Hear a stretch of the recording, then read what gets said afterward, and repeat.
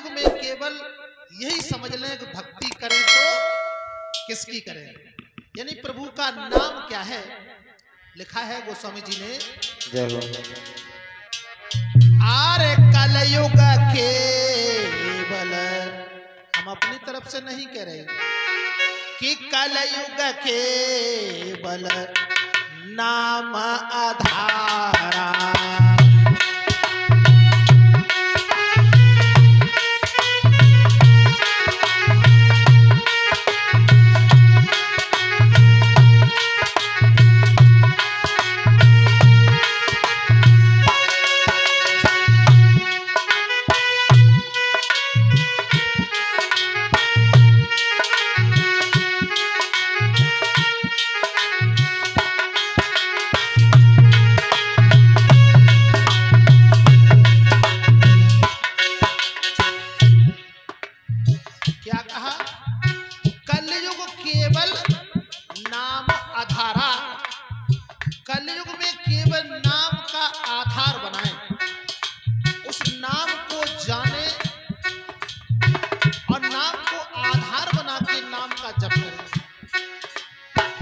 कलयुग केवल नाम आधारा,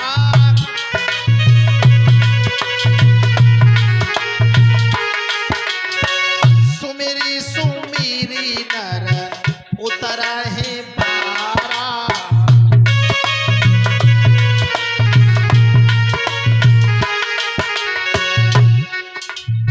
कलयुग केवल नाम आधारा, सुमिर नर उतरहि पारा, कलयुग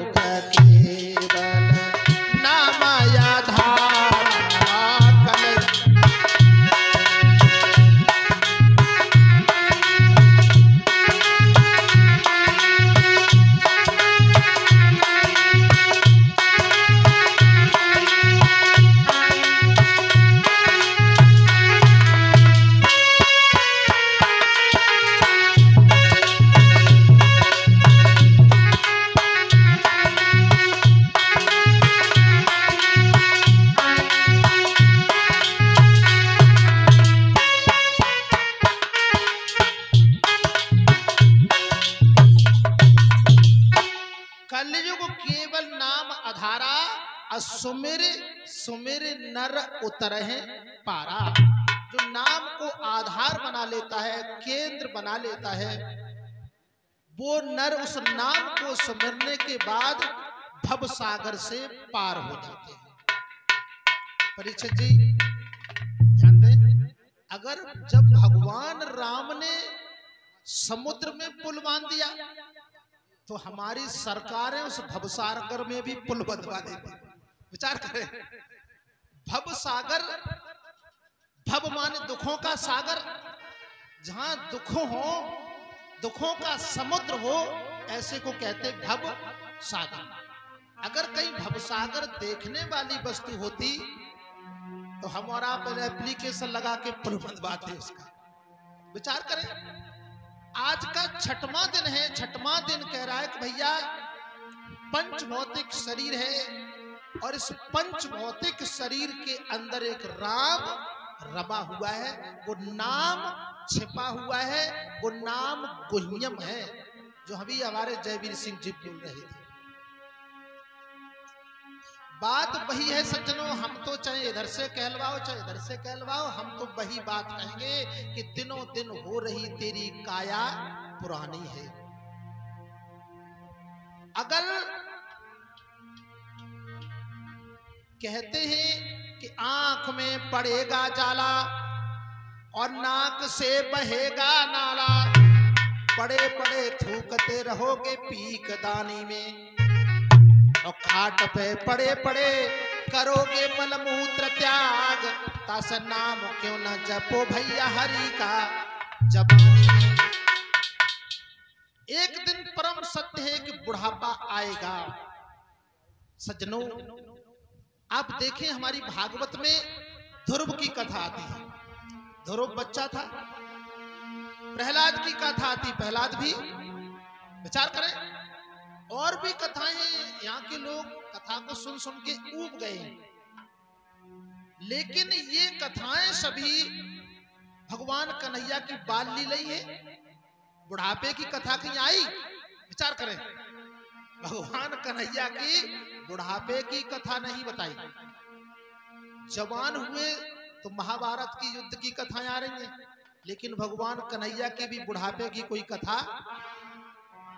पीछे वाले ने सिर हिला दो कर तो हम जान जाओ करें क्यों? विचार करें, आंख में बहेगा जाला, आंख में पड़ेगा जाला, नाक से बहेगा नाला, अब पड़े पड़े थूकते रहोगे पीकदानी में, अब खाट पे पड़े पड़े परोगे मलमूत्र त्याग, ऐसा नाम क्यों न जपो भैया हरि का जवानी में।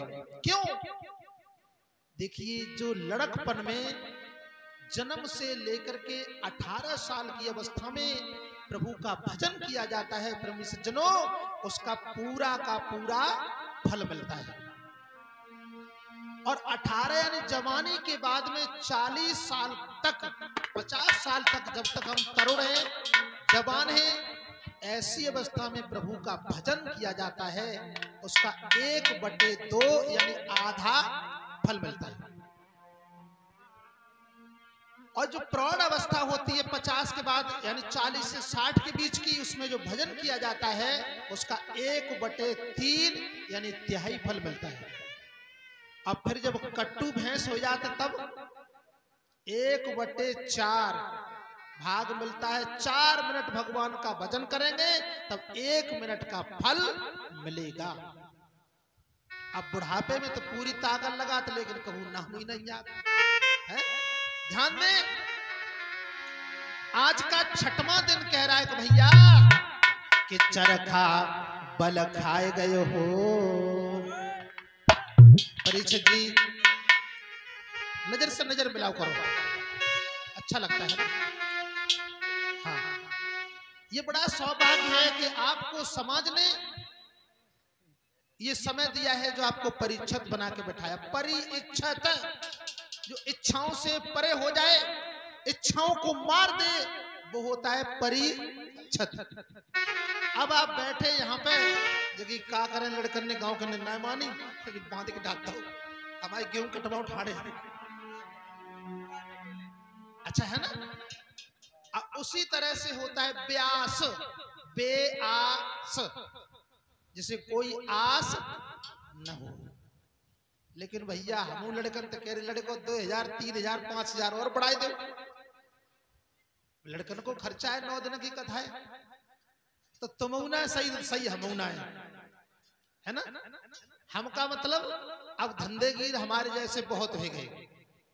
गांव गांव, गली गली, हर जाति में, हर बरादरी में कथावाचकन की पारना होड़ लगी है कि YouTube पे अपना नंबर कैसे बना ले, है ना?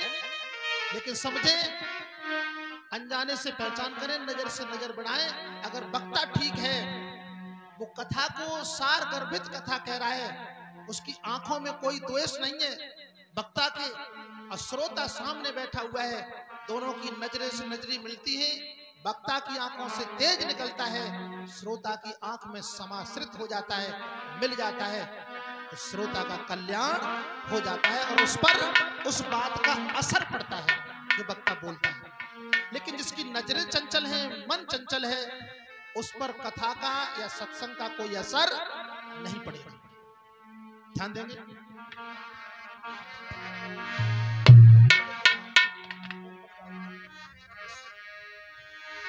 आज 6वां दिन है और ये परंपरा भी बना दी गई है हमारे समाज की कि परीक्षित